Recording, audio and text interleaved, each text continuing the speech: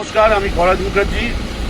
আপনারা সবাই বড় চিন্তায় ছিলেন নাকি যে আমি শুটিং করতে গিয়েছিলাম পোখারাতে এবং সেখানে শুটিং করতে গিয়ে আটকে গিয়েছিলাম। এটা ঠিক কথাই, এবং অনেক রকম সমস্যা হয়েছে। সেই সমস্ত সমস্যা থেকে অনেকভাবে নানানভাবে ঘুরে ফাইনালি গোরখপুরে গিয়েছিলাম, এবং গোরখপুর থেকে আমি আর প্রতিভা আমরা দুজনে ওখান থেকে ফ্লাইট ধরে জাস্ট নাও ফিরেছি।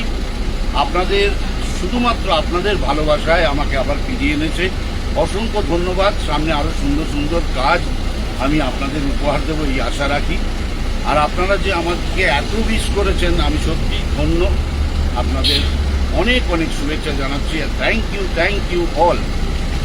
ভালো থাকবেন সবাই। নমস্কার।